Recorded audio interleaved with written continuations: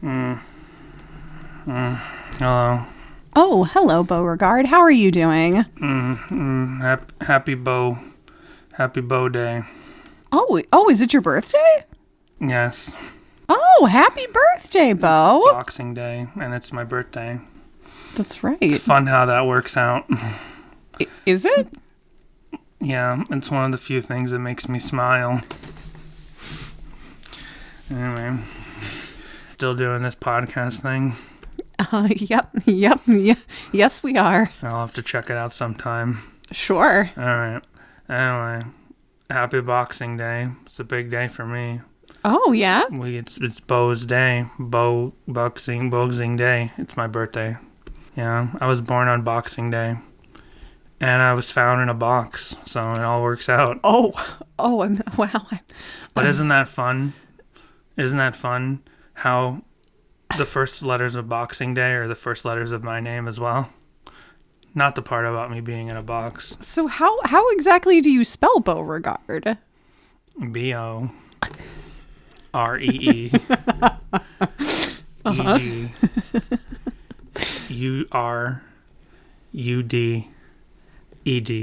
That's an interesting spelling. You don't believe me? I got my license. Oh, I do. I absolutely believe you. Anyway, it's nice. It's nice that it's my birthday. It makes me smile. Oh, that's nice. Yeah. It's one of the few things that makes me smile. Look at me smiling. I go around telling everyone it's Beau's Day. And everyone's like, what? And then I smile to myself because they don't get it. Anyway, I'm selling old broken Christmas lights. Do you need any? You can use them for tying stuff up. Keeping people out of doors. You can use them as I don't know, beads. You're the creative one, not me. I think I'm okay. Thank you, though. Well, take it all down. Christmas is over, but do not despair, but rather be glad. Hello, everyone, and welcome to Sadie Hawkins Pod. hey, Jess. Yeah. I just bought all this broken Christmas tree lights from our friend Beau. He was charging by the pound. It's good to support local small businesses, I guess. Yeah. Entrepreneurs. Mm-hmm. Good times. It's Boxing Day. Mm-hmm. So are you excited? Are you excited? Christmas is finally over? Who's excited about Christmas being over? Yeah, I'm excited. Christmas is over. Because it makes way for spring? Does it? Oh, that makes me a little less excited. No, I like the cold. I like the dourness. You do. I like. You don't like it getting dark at 4 p.m., but aside from does? you do. Yeah, Vampires. You do like the other things. Well, I suppose 30 that's Days true. a Night vampires.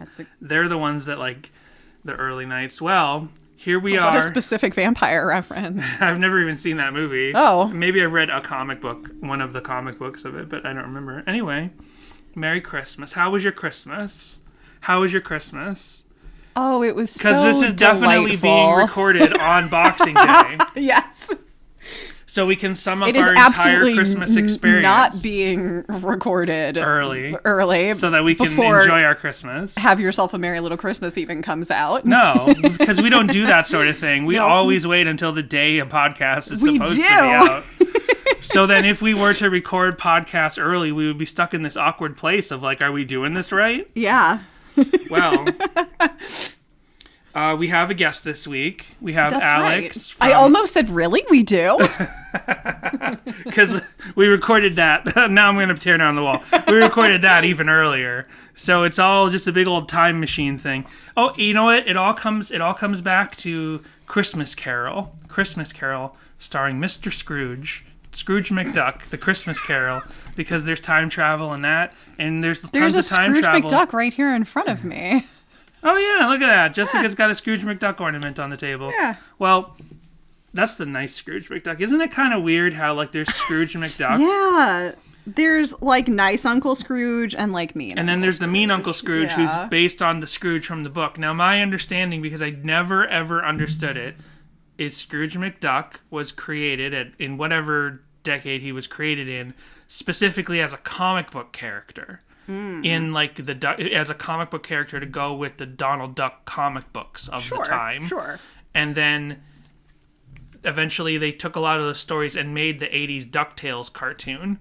And somewhere in there they said, oh, we're going to do a Christmas Carol starring all the Disney characters. Oh, we already have a version of Scrooge from the comic books, so we'll use him. That was very confusing, why there was a Scrooge McDuck, but also a DuckTales duck, and technically he was actually like a comic book character or something before. You looking up his history right now? Yeah, created in 1947 by Carl Barks for the Walt Disney Company. Appearing in Disney Comics, Scrooge is a Scottish-American anthropomorphic Pekin duck. Like his nephew Donald Duck, he has a yellow-orange bill, legs, and feet, as opposed to the ducks without legs and feet. He typically wears a red or blue frock coat, top hat. All right, we know what he looks like. Failing me, Wikipedia. Named after Ebenezer Scrooge from A Christmas Carol. Scrooge is an incredibly rich business magnate and self-proclaimed adventure capitalist whose dominant character traits are his wealth, frugality, and tendency to seek more wealth through adventure. That's good for the CV. I like to collect more wealth through adventure. He is portrayed as an oil tycoon, businessman, industrialist, and owner of the largest mining concerns and many factories to operate different activities. Look, they're getting very specifically into his portfolio, his fictional portfolio. Well, that's just the big reveal to me later on when the internet existed and I could actually get these things straight, to realize that Scrooge McDuck started as a comic book character for offshoot media of Disney. Yeah, in 1952, he was given his own comic book series called Uncle Scrooge, which still runs to this day. But it's so funny because in so many of our like main popular series out there, whether they're kid series and cartoons, or things like the Muppets, or things that are more meant for families and teens like Star Wars and Marvel Comics and stuff. Mm-hmm. Well, Marvel Comics doesn't count because that starts with comics. But what I'm trying to say is like tie-in comics for television and movies will create characters, and then eventually those characters are just shuffled off to obscurity. Right. Scrooge McDuck was invented as a Disney comic book character and has had a legacy well beyond just being a tie-in comic book character for Disney. I'm sure Disney comics are filled with hundreds of characters that were probably cool in their comic books but are completely obscure now. But Scrooge McDuck went on, and it makes sense. They called him Scrooge McDuck because he was a rich duck, and they took his name from A Christmas Carol. And then they like reverse engineered him to be the Disney Scrooge for their telling of A Christmas Carol with all the classic animation characters. And that's his big moment in the spotlight because he started as a comic book character, and then he's in like these big official movies with Disney, and then ultimately DuckTales kind of like dovetails from the success of those comic books. I think the Disney comic books and the way that those captured the imagination of kids at the time in the 40s and 50s and 60s, that's pretty downplayed in the history of Disney now. But I think Disney comic books, if you look into it, were actually like a major player that kept Disney in the consciousness and kind of build it, especially when there was no Disney Channel and you couldn't just go see a new Disney movie every week. I think the Disney comics really are what kept Disney and kind of like gave it the life and the lifeblood it needed to get through those decades into the world of television. Yeah, McDuck was initially characterized as a greedy miser and anti-hero, as Charles Dickens' original Scrooge was. But in later appearances, he has often been portrayed as a thrifty hero, adventurer, and explorer. He was originally created by Barks as an antagonist for Donald Duck, first appearing in the 1947 four-color story Christmas on Bear Mountain, number 178.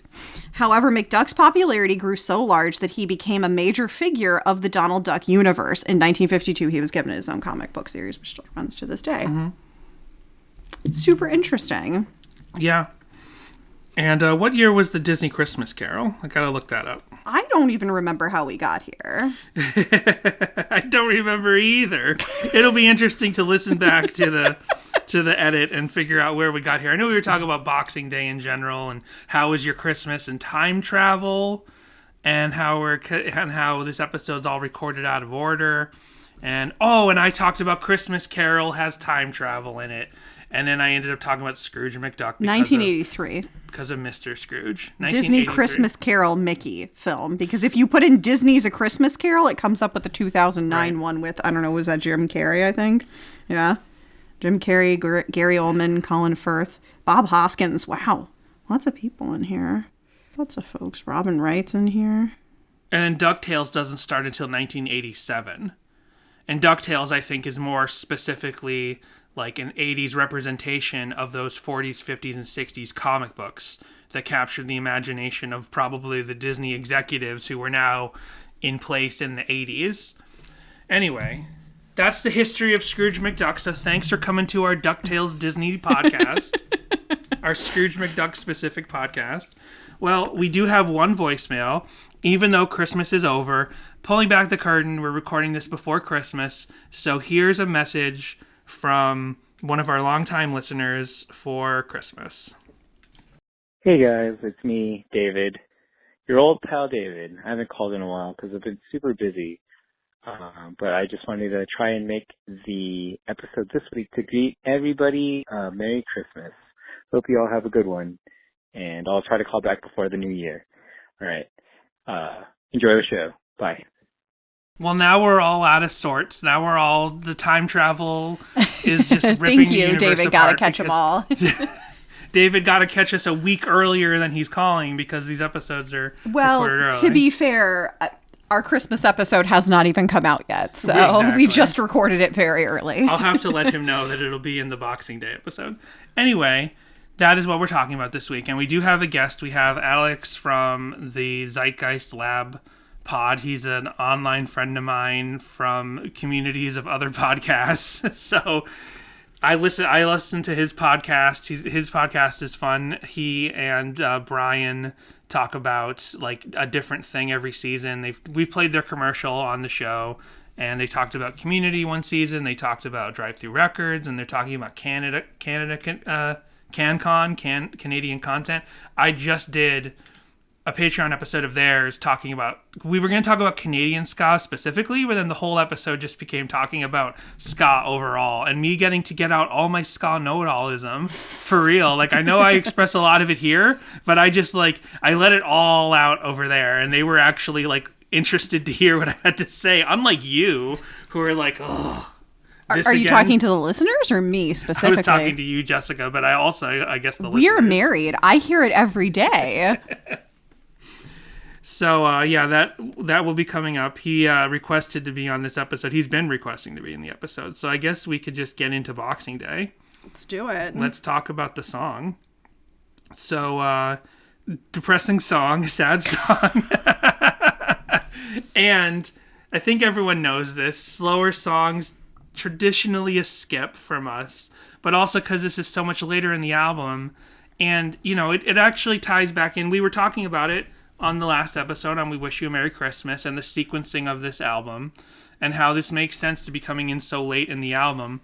But then I think everybody kind of understands the idea that sometimes the songs later in the album aren't necessarily the songs you listen to a lot. And in this case, not only do I not get this far into the album all the time to Boxing Day, but then I'm adverse to hearing this song a lot of the times because it's still Christmas. Because you're listening to this album during Christmas time, and you don't want to. It's like having a parent come up to you, or a friend of a parent come up to you and be like, "Oh, it's summertime, but you'll be back to school soon, huh?" You're like, "Oh my God, no, you can't do that." So it's like, yeah, I don't want to focus on a song that's about Christmas ending while it's Christmas season. But I guess this song does have that perfect tie-in when Christmas is actually over. And it's kind of like... It should have... See, now, the album should have actually opened with In Like a Lion, Always Winter, because they're talking about how it's always winter but never Christmas. So clearly it's not Christmas yet. And then you go through the Christmas holiday season, and then you have to end with Boxing Day, because now you do Auld Lang Syne and then Boxing Day. Or no, you do Boxing Day, then Auld Lang Syne, sorry. Which I think that's what they do on this album, yeah. And then I guess Good King W, Wenceslaus. Wenceslaus. You maybe got to put that somewhere in the middle as a joke, even though I think the intention is it's kind of like a bonus track. It's a jokey joke for the end of the album. But yeah, I would be curious about anyone else's feelings on this song, because it's a beautiful song. It's really good. But on this album, when you're like, it's Christmas time, throw on Let It Snow Baby, Let It Reindeer, and then this song comes up, I'm like...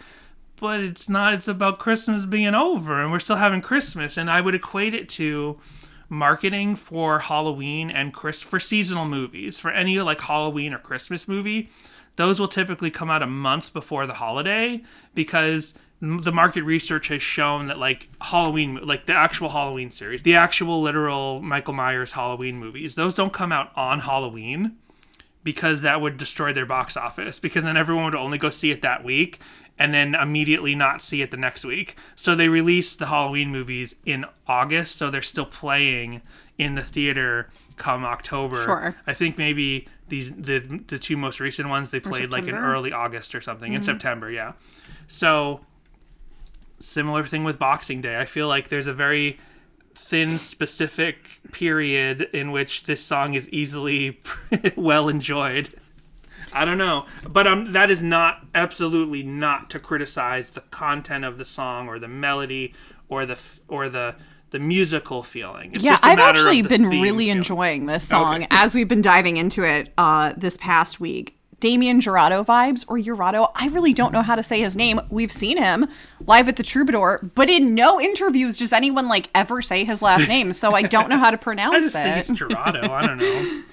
It's funny that you said that, because I know I've said this a bunch this year about Thiessen's influences from David Bazan and Pedro the Lion, but I think this song again has those influences. Whereas like I Hate Christmas Parties has like a little bit of Pedro the Lion, but mostly Ben Folds. I feel like this song has a lot of Pedro the Lion.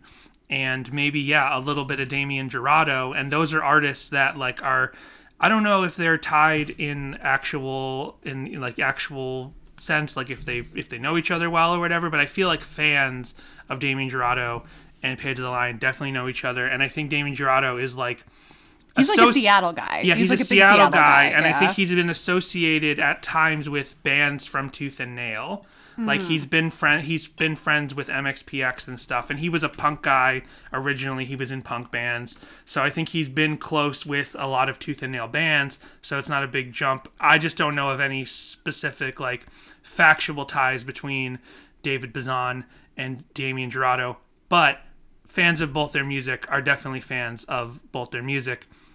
This song though, and this time I'm bringing evidence about the Pedro the Lion influence on this song, which I'll get to in a minute. But yeah, this is, and again, I feel like this is probably an Earthquake song. Yeah, that's one of my notes, is like, is this an Earthquake song? Because it does not feel Relient K, but it does feel like sort of like an I Hate Christmas Parties, like Earthquake's side project sort of thing. Right. But it does give me a little bit of Forgetting Not Slow Down vibes. Okay, yeah. A little bit, just something about the way that the lyrics are structured and sort of the depth to them. Yeah, that makes sense. And you know what? I didn't think about that when we talked about the perceivable timeline of the Earthquakes as a project.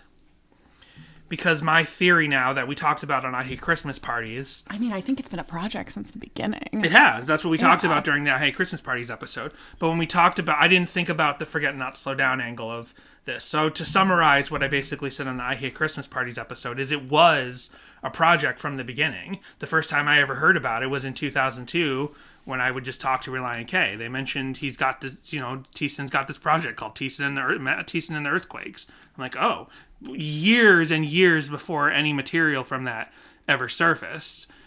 But now the timeline I imagine is like Relient K was like, well, this is our punk band. I'm summing up what I talked about in the I Hate Christmas Parties episode. I'm saying it all again, but it's been a few weeks. Yeah, so Relient K is like, well, this is our fun little punk band. This is our little youth group band. This is like our pop punk, skate punk, fun pop rock band. But over here, I've got this project I'm working on with Mark Lee Townsend called Matt Thiessen and the Earthquakes. And like Pedro the Lion, which you hear Pedro the Lion, you think, oh, that must be a band. But it's really just the one guy. Or like Dashboard Confessional, you hear the name Dashboard Confessional, but it's really just the one guy, Chris Carava. So I think in this case, Matt Thiessen and the Earthquakes, I don't think there was specifically meant to be an Earthquakes. I think in a lot of cases, the quote-unquote Earthquakes were just Mark Lee Townsend and probably members of Relient K when they would just record songs and demos that we've probably never heard.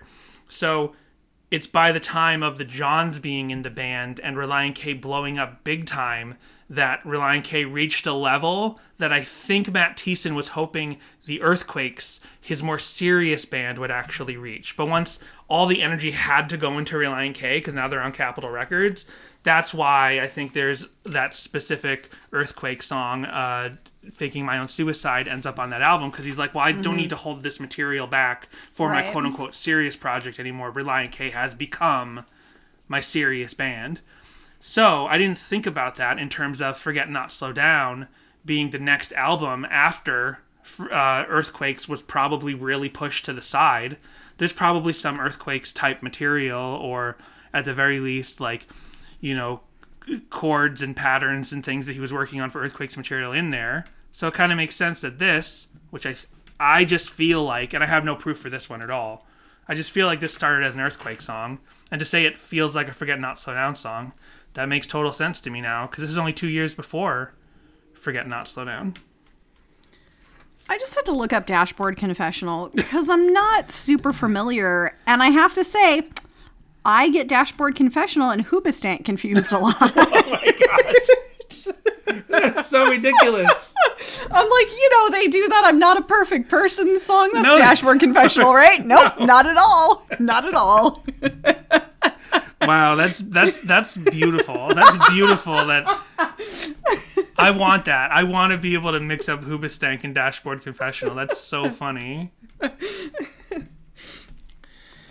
Just looked it up. I was like, oh, not that guy. Okay, gotcha. I know Vindicated because it was on like the Spider-Man soundtrack, but that's about it. Right. Oh, can we talk Spider-Man spoilers now? Oh, snap. It's been long enough. We don't need to. We got a guest this week and stuff. That's right. So we got enough. We got the time filled out. My favorite part of this song is this one chord progression, which comes in early. So sometimes if this song comes on and I don't really want to hear a song about Christmas being over when it's only like December 14th, right, I'll just listen for this one chord progression and I'm like, well, now the song's over to me. And it's this part. Oh, no more lights glistening, no more carols to sing.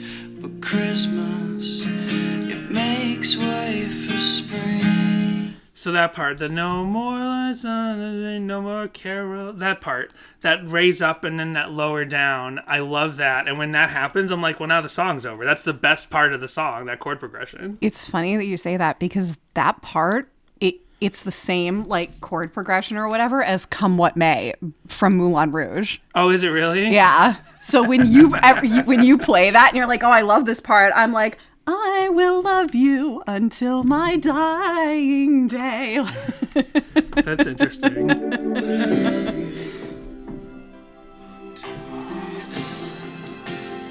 I'm not sure when it happens, but it's kind of happening now in a little bit. Boxing Day. Why do you always laugh when you're taking a sip? Why do I make you laugh when you're taking a sip? That's on you. Yeah, I see how this is a similar chord progression right here. So I wonder if there's a name for that sort of lift and that kind of thing. I'm sure it's something that exists in a lot of other songs. It's not a millennial, like there's names for things like millennial whoop and like very specific ways in which notes are repeated in other songs. I wonder if there's a name for that kind of chord progression. Right. And you kind of picked it up. You put the song on when it's really picking up. There is kind of towards the end, I believe, or possibly in a reprise later. There's also, it kind of slows it down a little bit, and I think you can hear it a little better. You're sort of in the more dramatic part of the song right now. What were you saying? I said, this is a nice scene. This is a nice song. This is a nice song. I tried to watch Moulin Rouge a couple years before I met Jessica, and I'm like, what the hell is this? No, thank you. Turned it off. I didn't rent it. If I rented it, I would have forced myself to watch it, but it was on HBO or something. And then I met Jessica, and she's like, I love Moulin Rouge. Will you watch this movie with me? And that was a case where I didn't tear apart something you love. Because once you get past that first 20 minutes, it kind of settles back in, and then these scenes, and like especially Come What May comes on, like you gotta feel it, and you actually start to understand the characters. But it's just that first 20 minutes, it's like, what is happening? It's a real barrier. It's like our opening bits. It's a real barrier to get into that. Yeah. Moulin Rouge. I saw Moulin Rouge in the theater when I was a kid, and I did Christmas not movie. like it at all. I was like, oh man, I hate this movie. And then years later, when I was in high school, it was playing on HBO, and I was homesick from school one day, and I just was like flipping through, and it came on HBO, and I was like, all right, I'll watch this, and I fell in love with it, and was like, oh my gosh, I love this.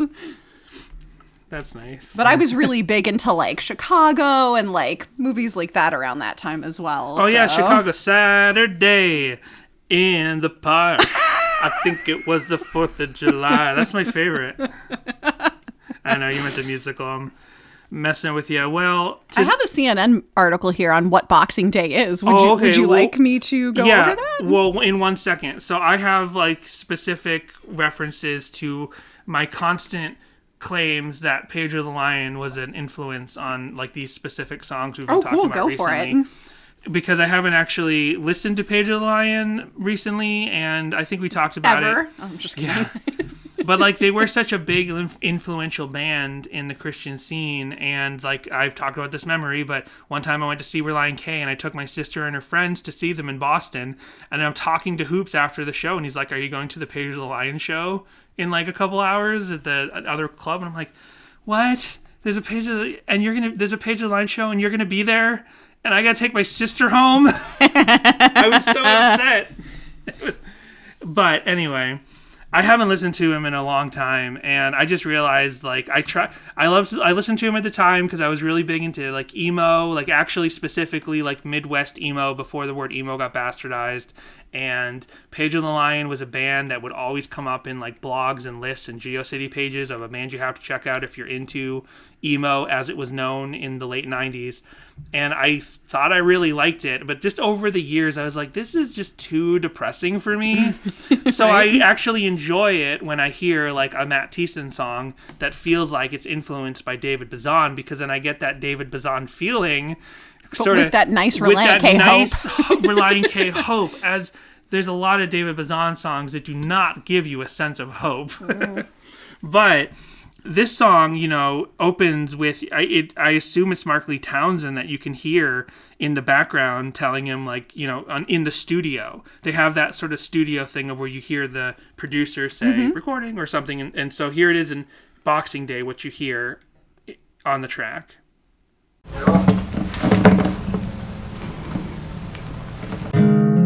Really hard unless you have headphones in. Like, even if you're listening to our podcast over speakers, like, try to turn that up. But you can hear who I assume is Mark Lee Townsend saying, recording or going or whatever. I can't even hear it right now in the room. So there's one Pedro the Lion album called The Only Reason I Feel Secure. And it's a lot of that. It's a lot of, like, studio chatter and stuff. So I think like it's probably getting that same sense. There's a song called Big Trucks. This is probably one of my favorite Page of the Lion songs. It's not depressing, and Relient K has covered it live before. Big Trucks, is it about like monster truck rallies? No, it's about not getting mad at tractor trailers for going slow on the highway because they're doing their best. That's a Midwestern vibe if I've ever heard it. So this is The Longer I Lay Here. Well, that already sounds depressing. And this is just a song that I'm not saying that this is Matt Thiessen ripping off this song at all. I'm just saying this is, to me, I feel like this is probably a big influence in creating this song. Just like if you're, a metal band, and there's a metal band you like, and you're like, let's write this kind of like a song like that band, or you're a punk band, and you're like, let's write a song like it's Black Flag, or like it's whatever. I feel like that this was Matt Thiessen saying, let's write a Christmas song that kind of has a feeling from early Page of the Lion. And then I listened to this song, and I'm like, this has the same kind of feel as the beginning of Boxing Day to me. Right? Not counting that. Yeah, that weird, like, ticking? Yeah, is that like a... I'm not sure what that is. Oops, sorry. I clicked another song. But yeah, I see where you're coming from with that. Right. And when I was listening to the It's Hard to Find a Friend album, I'm like, he does have a lot of influences and a lot of different things happening, like some more country stuff and some more pop rock. And like, there's so many... This album does have a lot of different things going on in it.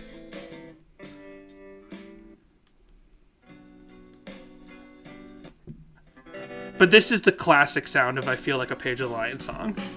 So when I talk about, because we're going to talk about it again with our guest when I talk about Page of the Lion, this is the sound I think of as core Page of the Lion. This like dun dun dun. This, yeah, like, gotcha. Very short strums of the guitar. Maybe I should check out Page of the Lion.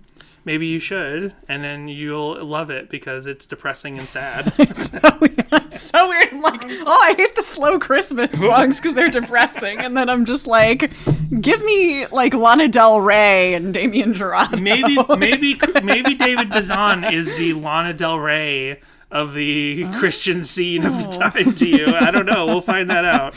Siri in the middle there just apologized while you didn't hear it, but it went, I'm sorry, because I accidentally clicked something. And, I'm surprised that this song has never been recorded to have been played live. Nothing on YouTube and nothing on Setlist FM. So I'm not saying that... Maybe they haven't played any shows on Boxing Day. Maybe not. You think if they did like a New Year's show or something, they could play Boxing Day. You know what I mean? Like, you just... Yeah, as long as you're in that... Doug Benson calls it the Christmas taint. No, the holiday taint. Sure. Because it taint Christmas and it taint New Year's. Gotcha. Yes, indeed. So, Relient K should do a holiday taint tour. And they should play Boxing Day. But I couldn't find proof that they've ever played it live. Or that even Thiessen has ever played it live. So over on CNN, the Boxing Day questions you've probably Googled by Kendall Trammell, CNN. Saturday, December 26th, 2020. Boxing Day is the day after Christmas and it has absolutely nothing to do with your empty gift boxes. Here's what you need to know about the holiday. What is the point of Boxing Day? It's a day to give to the less fortunate. Way back during the Victorian era in Britain, servants were allowed time off to visit their families on December 26th. Oh man, they couldn't even go on Christmas? Ugh. Since they had to work for their employers' Christmas Day celebrations, it became such a standard practice that in 1871 a new holiday was born. It coincides with St. Stephen's Day, a Christian holiday with similar themes of charity. When Boxing Day falls on Saturday or Sunday, it's observed on the following Monday. So why call it Boxing Day? There's a couple of theories. Some say it stems from when the wealthy would give boxes filled with small gifts, money, and Christmas leftovers to their employees to recognize their service. Another theory is that churches put out boxes for people to give money to the poor, and the money was distributed the day after Christmas. All I can think about is the scene from the animated Robin Hood with the fox, with the, with the ums for the poor stuff. Where do you celebrate Boxing Day? Wherever you'd like, but it's really recognized in Great Britain and former British colonies like Canada, Australia, and New Zealand. I'm American. Can I still celebrate? Of course. Join the fun. No one can stop you from being charitable. Is that cultural appropriation? What do you do on Boxing Day? Some people like to go fox hunting or horse riding or horse racing. As Saint Stephen was the patron saint of horses, though fox hunting was banned in 2004. Oh, good. People still turn out regularly for the sport. For others, the day after Christmas is like the Friday after Thanksgiving in the United States, the ultimate bargain shopping extravaganza. Of course, these are things people do when they're not in the middle of a pandemic. It's best this year to stay safe and socially distant. And there you have a picture of, oh my goodness, so many dogs going fox hunting. Oh, wow. So they go fox hunting, but I don't know. Do they not kill the foxes? Do they let the dogs kill the foxes? I'm very confused if it was outlawed in 2004, but they still do it? They use paintball guns. Oh, no. That's upsetting. Foxes would still be upset.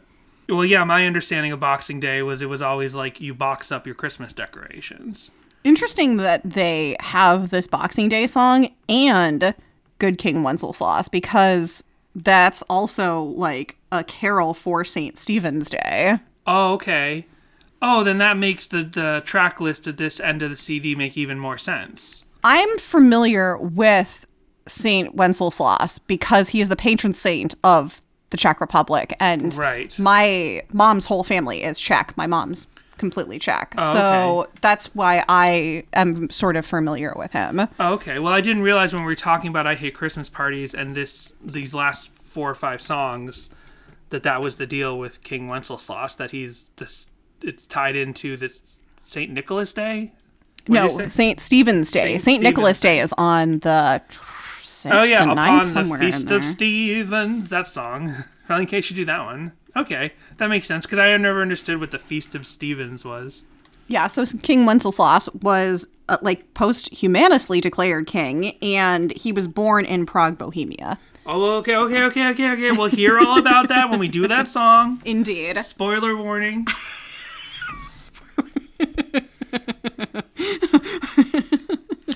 Spoiler warning for a man who died in 935 AD. Exactly. So my understanding of Boxing Day, and any time I'd ever heard it, was any sort of any country that was an English colony, country that's sort of tied to the Queen. Right. I was always my understanding that they called it Boxing Day because that's the day that you box up the Christmas decorations. But then I always thought, okay, but why are you taking your Christmas decorations down the day after Christmas? Especially here in America. Talk about being a Scrooge. Yeah, where people leave their Christmas decorations up until March or August. Or just never take them down. January. Yeah. After New Year's, it's appropriate. And then we, figured out that the 12 days of Christmas, I think we're going to talk about all this in the guest segment. Yep. But the 12 days of Christmas extend Christmas. And then there's 3 Kings Day, which is in January. So it's Christmas is not meant to end on Boxing Day, really. All these other You're supposed traditions to continue have to extended celebrate, it. Yeah. The and then we haven't even solstice, talked about the lyrics. solstice. That can tie into the lyrics, but how Thiessen is saying we all came together for this one day to show that the world can love and rally around the birth of Jesus Christ and everything he stands for, and we proved that it's possible. But that's a beautiful sentiment, absolutely. But to tie it into Boxing Day and say, well, now it's over and can't we keep going? Well, yes, we can, because we have the 12 days of Christmas still coming up. So we talk about the lyrics more later on in the episode, but they're really great lyrics. It's beautiful, and I've never given them their full due personally, because this is a song that I skip, not because I'm not just because it's a slow song, but because I'm I don't want to hear this sentiment right now. Right. And then of course there's the Blink-182 song Boxing Day, which also we'll talk about with our guest, and Jessica did not like that song. I was check this out. And she's what is this? What did you say? Did you think it sounded like Hoobastank? I know, I did. Or did you think it sounded like Dashboard Confessional? I just said this song sucks. I believe those were my exact words. Apparently, the band Car Seat Headrest also has a song called Boxing Day, but oh, of course, you can Car go check Seat it out for Headrest. yourself. My favorite. I always get them confused with 21 Pilots. Sure. So what have you got for the deep dive? Well, over on the Force.net Jedi Council forums, 40 great Christmas songs you've never heard. Okay. So the Jedi, what is it? It's a Jedi Christmas song? Is it Life Day? Is it about Life Day? Or did they just buy a Star Wars fan site and then decided to make it their generic site? Formerly being a former Star Wars fan back in the day, I am familiar with the Force.net. I did not ever troll the forums over at the Jedi Council forums, but 40 great songs you've never heard before. Relient K Boxing Day. Lighten Up Hopkins Happy New Year. Someone recently asked in this thread, OBN, I believe, about Christmas songs that were both good and not among the lengthy list of songs that get played, that get beaten to death with radio play, store play, etc. every year. I'm an aficionado on Christmas music, which I think is unfairly marginalized. There's a lot of really crappy Christmas music, but there's also a lot of really crappy rock music, country music, blues music, pop, etc. Like any other genre, Christmas music is made up of disproportionate crap if you dig through it. You'll find some astonishingly great songs, and that's what this thread is for. And then they just go on to say that they'll be posting like a song a day and stuff like that. And did they list Relient K in there? They did. Otherwise, I'd be like, how did you find this? It's in the title, so it's in the it's in the forum title post. So I have yet to find which day they posted Boxing Day on, Okay. But it is on there. And this is a site that these posts are from back in December of 2011, but it's not being well maintained very well anymore. There's some characters that they can't read. I won't do the hashtag #82219 thing again, but there's a little bit of that going on here. Then we have TikToks, and we have 20 TikToks this week. Oh. Well, let's see what's the most interesting, because last time with We Wish You a Merry Christmas, it was just a lot of like people doing their nails and like showing their Christmas decorations, and I like the TikToks where they do some creative editing or there's a surprise at the end. What have we got? Here we've got Sherbettle Mons with a lady that's with a shirt that says Jesus is the reason for the season, and she's taking she's in a black void, and she's taking Christmas ornaments down, I guess. Hashtag Mama and Rebels fam. Hashtag will all our might. With all our might, sorry. Hashtag I love you more team. Hashtag booze babes. Hashtag small channel champions. Hashtag Relient K. Hashtag pretty but poisonous. Booze hashtag babes. That should be the Tiger hashtag Wolf. to our Patreon episodes. Recently, yeah. Then Boxing Day. Give your wife a Roomba. I gave my wife a Roomba for Christmas. She loved it. So I realized I could have a perfect marriage. I just have to buy robots to do all the things she wants me to do. That's he's from just at like, Jordan yeah. Darling, and he's just pouring himself a cup of coffee. Yep. And he just stands there and he's just like, yep. Happy hashtag Boxing Day. Hashtag Team Best B. Hashtag Marriage Humor. Hashtag Dads of TikTok. Hashtag ampersand Moms of 257. Then we have a man who looks like he's gotten beaten up over here. Oh, I forgot I have to refresh the page because it wants me to log in, and I can't do that. Here we go. At Killer Jones Official. Oh, and he's talking, so let's hear what he has to say. Like a celebration day for boxers or something.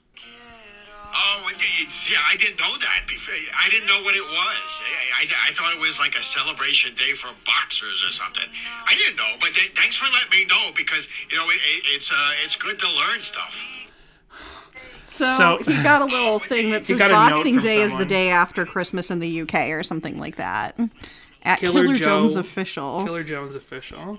Hashtag Boxing Day, hashtag Killer Jones, hashtag Be Nice, hashtag So is he a anti-bullying, boxer? His name's Killer Joe, and I'm not sure if he's actually a boxer or if he's that's his stick. Yeah. Oh no, I guess he's actually a boxer. He has 1.1 million followers on here, so he's an anti-bullying boxer TikTok man. Good nice. for him. That's great. I wonder if he actually knew that song or just picked it because it was like maybe one. He probably saw the Blink song and he was like, "Well, this doesn't sound Christmassy enough." And he's like, "What's this Relient K? This sounds better. This sounds more appropriate." Junk food and movie day, and I see a picture of a painted nail. Gosh darn it! I already refreshed you. Junk food and movie day. So they're watching a movie. Food. What the heck? I don't even hear Boxing Day. Food and movie day. How is that hashtag? There's no song in there. Song. It's just someone's glittery toe, and then it cuts to the movie on the TV screen, and that's Which it. is like an older gentleman approaching another person, and I don't understand. Hashtag Boxing Day movie. Hashtag good. Hashtag love. It's on. Oh, is it? Love it's only the cinema, but we get it for free. Okay, is this like actually tagged with the song, or did you just find the hashtag Boxing Day? It's tagged with the song. It says it's playing in the background along the bottom. Huh. Well, it's not there. We got lots of Boxing Day sales, letting you know that Boxing Day sales are happening. Of course. Then people are doing a duet thing, and it just says "True Love" with this man who got his wife the thing. So someone did a TikTok duet with the guy who got his wife the Roomba, and it just says "True Love." They just added an extra slide to the side that says "True Love." Nothing and else it says "Work smarter, not harder." People driving. Well, you're selling me on TikTok, Jess. I'll say when we do these TikTok segments, they're like, I am missing so much out there on TikTok.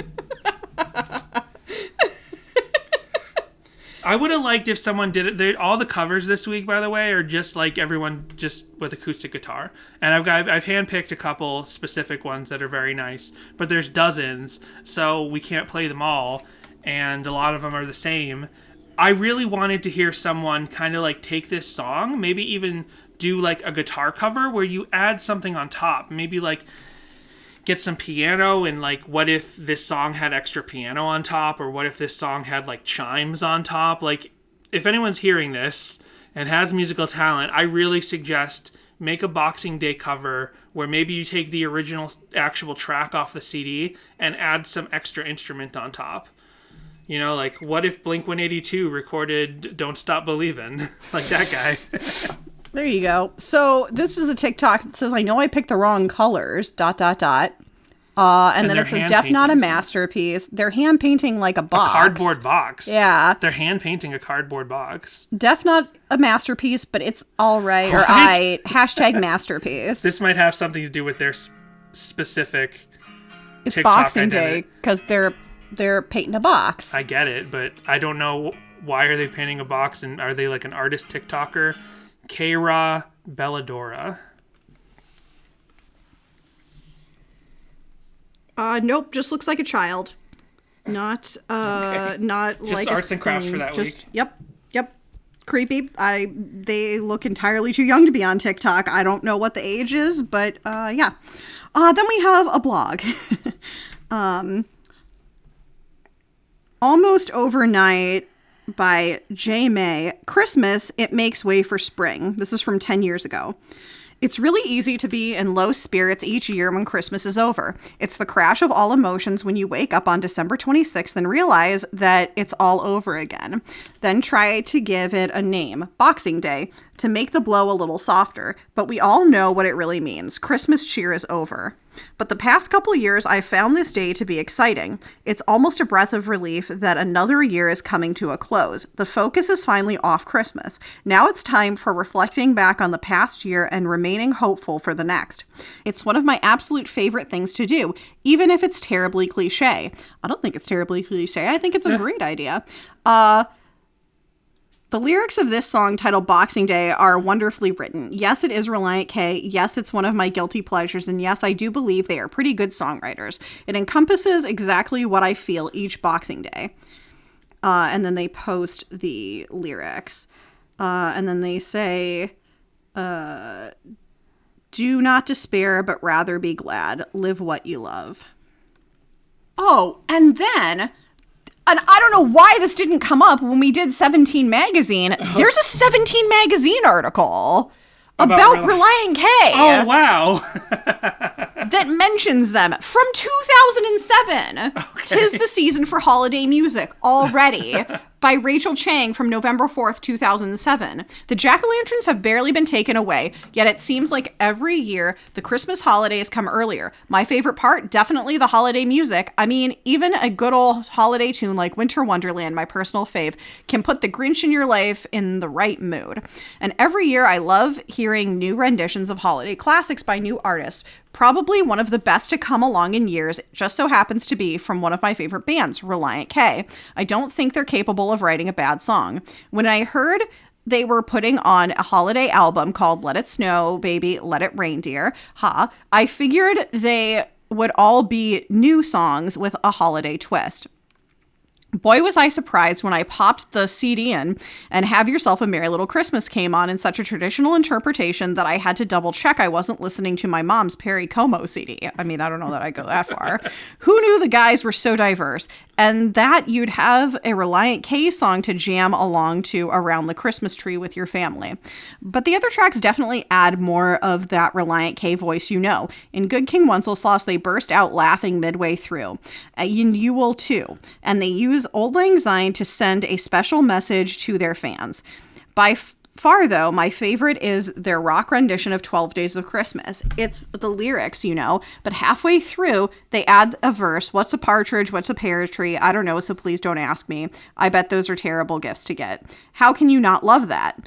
And never to disappoint, there are 6 original Relient K holiday songs, including one on Boxing Day. Gotta love the original songs. Among my all-time favorites are Britney Spears' All I Want for Christmas, Santa Can You Hear Me, NSYNC's Merry Christmas, Happy Holidays, although I pretty much love that whole album, Home for the Holidays, Mariah Carey's All I Want for Christmas Is You, Simple Plan's My Christmas List, and Backstreet Boys' Christmas Time.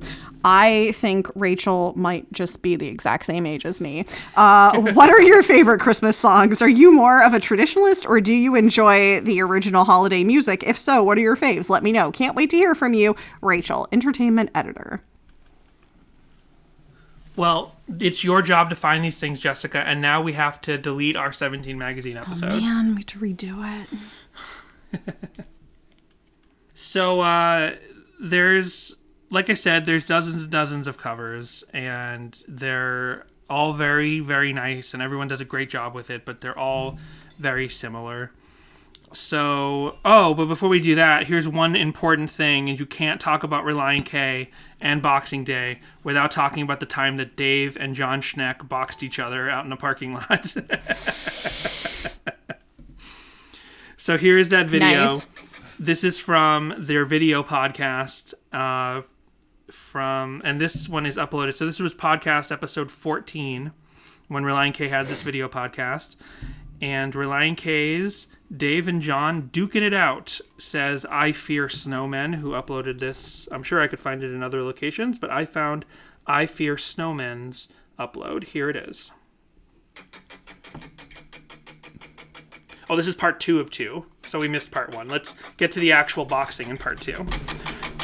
There is some tension from time to time between John and I.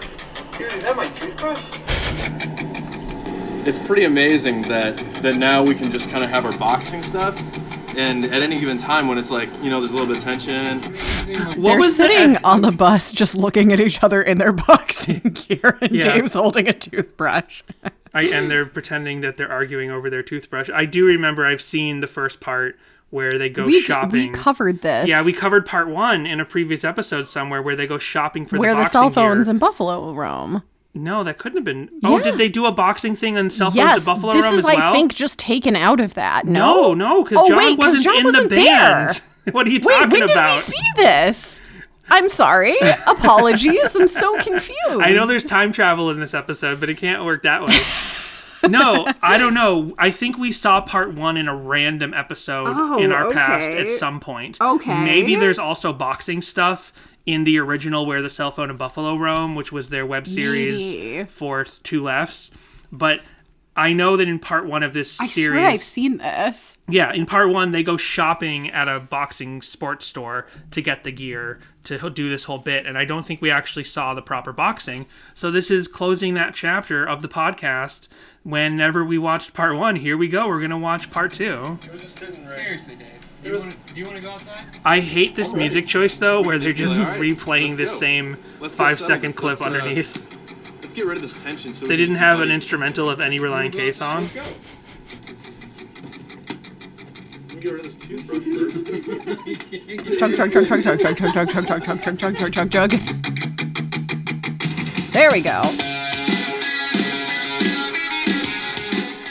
Dave and Don and John, Jave and Don take it on the chin. Pretty good competitors here.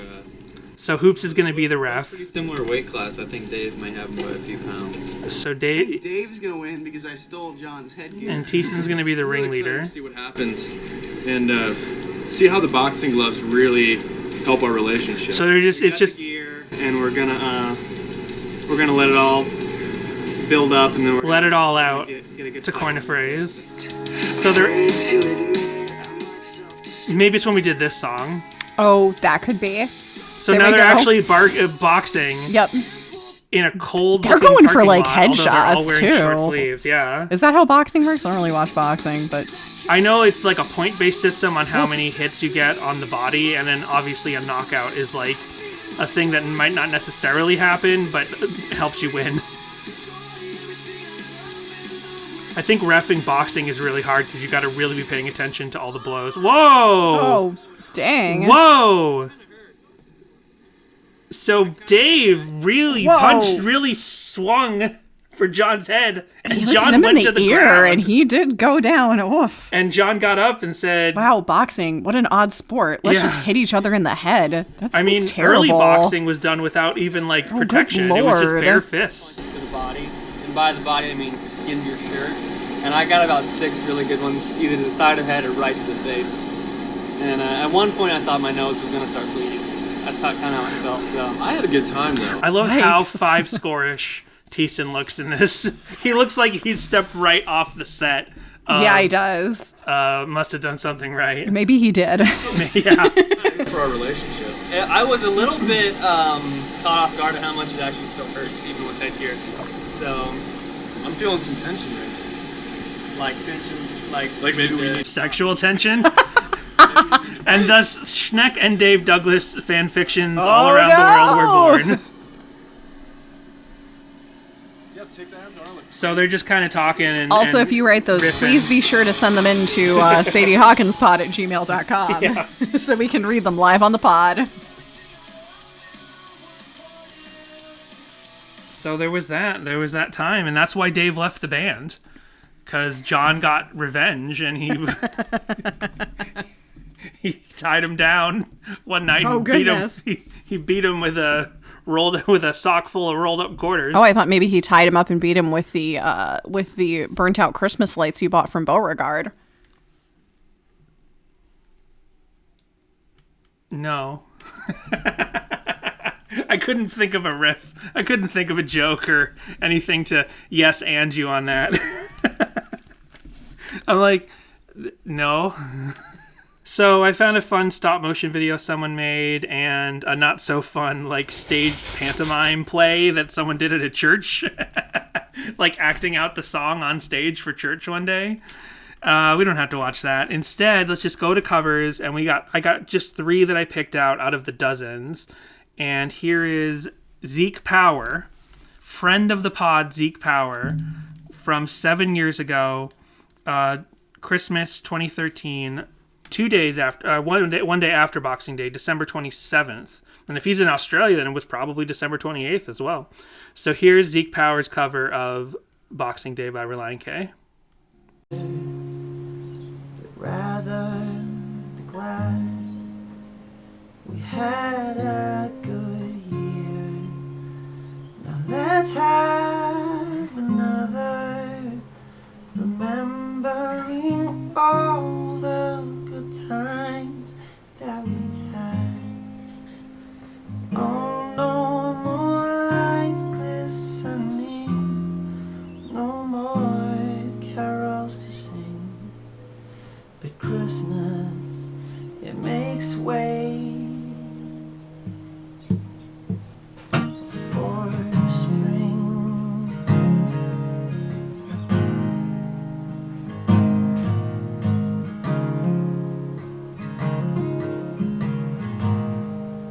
So it's super nice. So it's really beautiful. nice. Zeke Power always brings it. I had to go right to my favorite part of the song and hear how he covered that.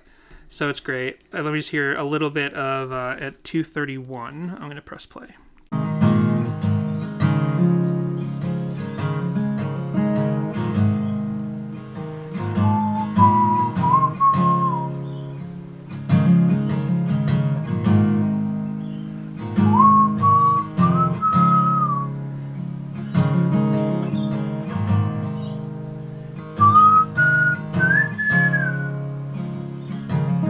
That's great. I didn't even think about the whistling part. That's not a Page of the Lion influence. The whistling at the end, I don't know what specifically that may have come from, but I can't think of any whistling that ends a Page of the Lion song. So another friend of the pod, John Savage, also has a cover of this song. Nice. So let's check that out. And this one is nice because there's dozens of single guitar, acoustic guitar covers, but here's one on piano by John Savage. Are bitter and weather as cold as the snow that falls from above, but just for one day we all came together. We showed the whole world that we know how to love. Oh, no more lights glistening, no more carols to sing. But Christmas, it makes way for spring.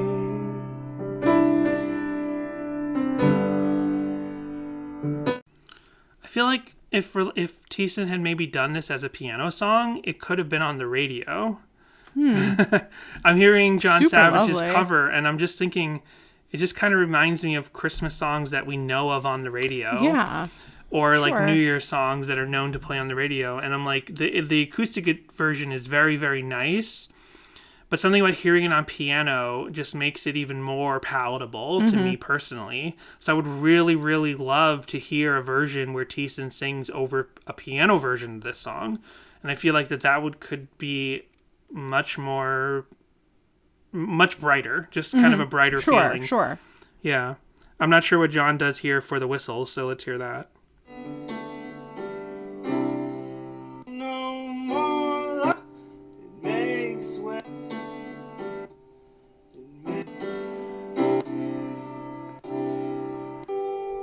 Nothing that I can tell.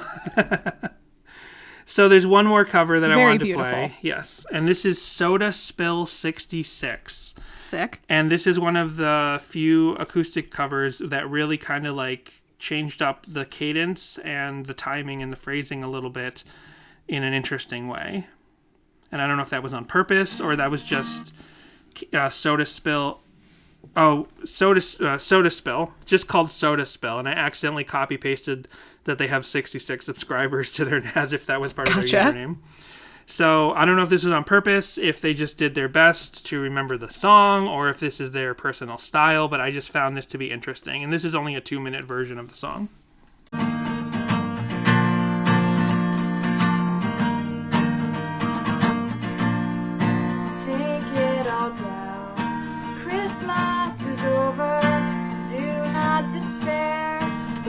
Be glad we had a good year.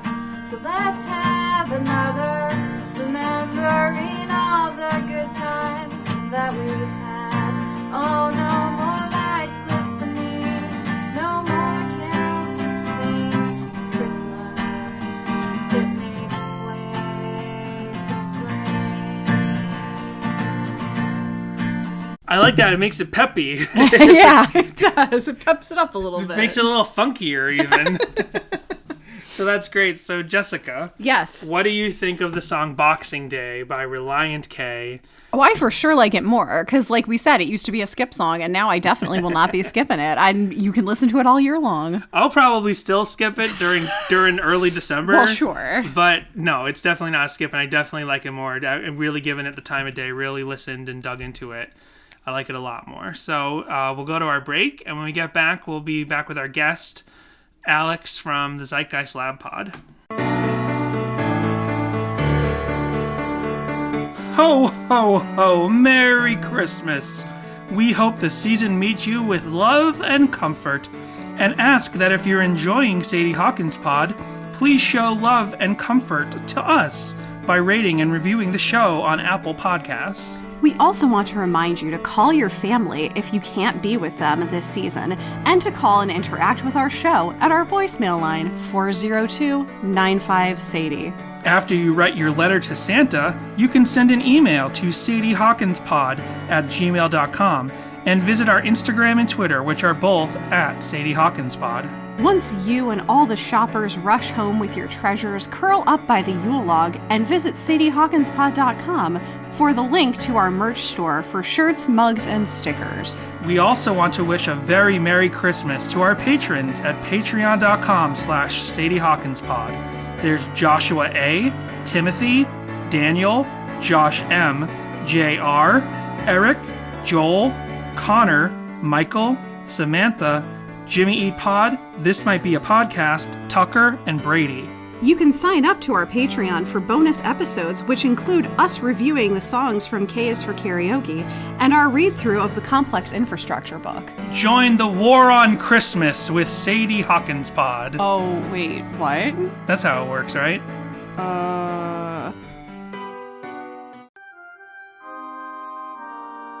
What's up, listeners of Sadie Hawkins Pod? I hope you're having a blessed day and enjoying the hot takes from Danny and Jessica. Brian, do you mind if I say something? Go ahead, for you are a valiant man and bring good news. Thanks, man. Hey, I just wanted to remind everyone of my favorite scripture, Fentuzler 3:16. For the Zeitgeist Lab Pods so love their fellow man that they proselytize their only begotten opinions about community and drive-through records into the world. A very blessed scripture. Of course. And everyone listening to the Sadie Hawkins Pod can check out the Zeitgeist Lab Collections Pod first 2 seasons, wherever fine podcasts are found. That's right, and we'll be back with Collection 3 soon. Again, that's Zeitgeist Lab Collections Podcast, available on Apple, Spotify, and anywhere else fine podcasts are found.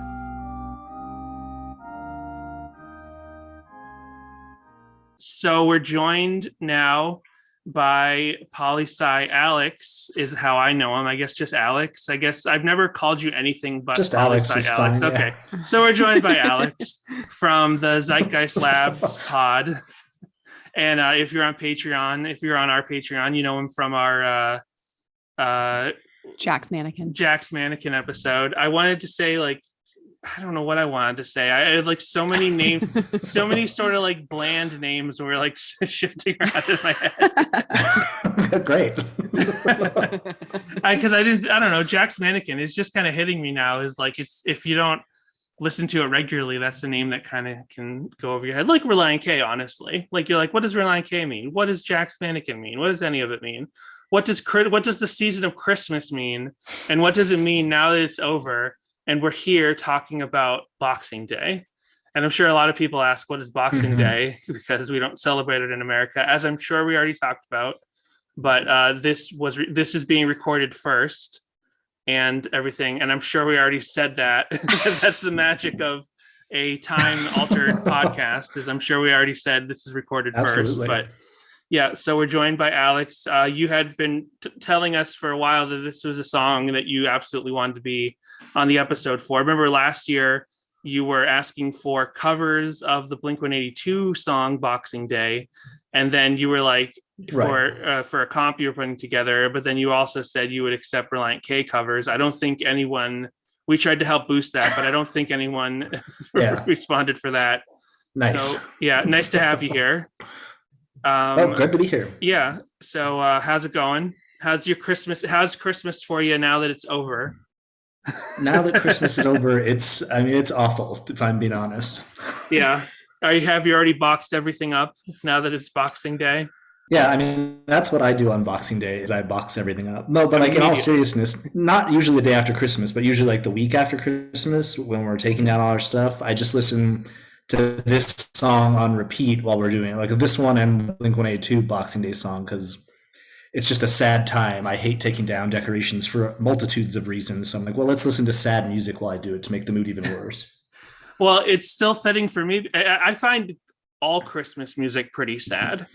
I find like 75% of Christmas songs to be sad, and we talk about it every year. And once in a while, we'll talk about different song that Relient K has done, and I'm like, okay, on the sadness level, 12 Days of Christmas is a 0. Like, I don't get sad listening to 12 Days of Christmas, but now I have to kind of remind myself what other Christmas songs I just find incredibly depressing. So Sleigh Ride, out of 10 of sadness, I would say Sleigh Ride is maybe a 5. It's kind of right down the middle. It's happy, but it's also kind of like. But why sadness? So I've been listening back to your older episodes about the Christmas things. You say they make you feel cold, but now you're saying they make you feel sad as well. Okay, well, wistful. I guess there's it's kind of like a wistfulness, which is wistfulness is like sadness mixed with nostalgia. Mixed with actually, I don't know the dictionary definition of wistfulness, but that's what it means to me. That's just like how so you're just kind of defining the word. Yeah, but just how like emo means multiple different things to different people. Wistful to me means like nostalgic combined with a little sadness. So that's how Christmas music makes me feel. I boiled it all down to sadness right now, but well, that's nice that you're listening to our episodes. You have been catching me up on I knew you were listening to some of them. You were catching us up with your son and his reaction to some of the Relient K Christmas songs, like 12 Days of Christmas. Like, you had to let him know the 12 Days of Christmas. Well, I don't know if you were joking, but you had to let him know the 12 Days of Christmas come after Christmas. No, I told him that today because he was digging through our cabinet and he found this 12 Days of Christmas Pez dispenser set that my mother-in-law got him. And I was like, look, it's actually for after Christmas. And he started crying. It was a whole thing. And then my wife's like, just let him have it now. And I was like, okay, fine. But technically, this is not the 12 Days of Christmas. And I didn't know that until earlier this week when I listened to your episode about it. So yeah, we didn't know that until we did that song. It's interesting that the 12 Days of Christmas kind of extends Christmas in a way, right? Like, you have Boxing Day, the day after Christmas in certain cultures, but then you have the 12 Days of Christmas. So it's like Christmas just got started and now we keep it going for 12 days. So I wonder, take that, Hanukkah. Yeah. Right, exactly. we're gonna have to like dig into how, I'm sure we already dug into how Boxing Day, as the sad day after Christmas, conflicts with the 12 Days of Christmas, where you just extend Christmas almost 2 weeks. So wait, is Boxing Day the first day of Christmas or the second day of Christmas? Like, is Christmas the first day in the 12 days thing, or does it start after? I don't remember now. I think Christmas was the first day of Christmas. I believe it was. Yeah. This will be interesting. These are good notes for us to look into when we do the episode that everybody already heard. Right. So they get to hear us be confused about it now, which when we may have already found those answers. Yeah, so Boxing Day, the song, we never really listened to it. So it's funny that, like, we're the Relient K podcast, and you, as far as I know, I don't know how much of a fan at all you've ever been of Relient K, but for some reason this was always a skip for us, because the extra slow, the extra sad and slow songs were extra skips for me. And then slow music in general is usually a skip for Jessica, unless it's got a little pep. Like Sleigh Ride is tempo-wise a slow song, but it's still like a peppy song. So anything kind of low energy, I guess is the phrase. Okay. Jessica typically skips that, and we're talking about across all music, any artist she likes. Okay. And again, like, also Jessica's really into Pink Floyd now, and I would describe a lot of their music as low tempo, but it's still got a beat to it that's up despite being low tempo. So It's funny that you enjoy this song, and we just completely had to actually dig into it for the first time when we did this episode. Right. I mean, I will say still that it's probably the weak point of the album, but I still thoroughly enjoy the song, but it probably is the worst one on the album in my opinion. What do you think of that, Jess? I mean, there is another song on this album, Always Winter, Never Christmas, that is technically not, I don't know if you heard us talk about that song yet, but it's technically not like a Christmas song in the Relient K canon.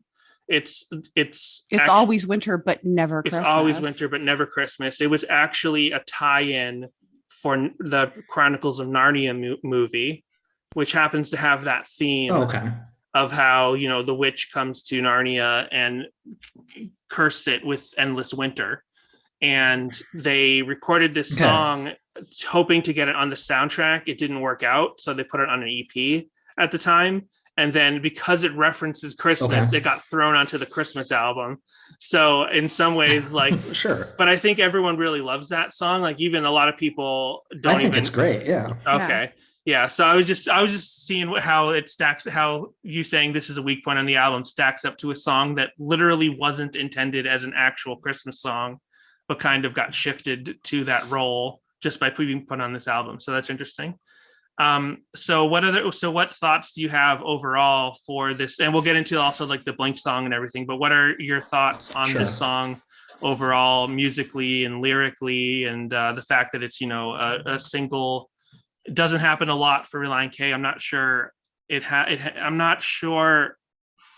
has happened at all where it's one guitar and just Thiessen singing, like no other backing band. Like even other similar sort of songs at least have like maybe a little drum or something like that. But this might be one of the only pure solo guitar Relient K songs. So I'm interested to hear all your thoughts musically and lyric wise in that context.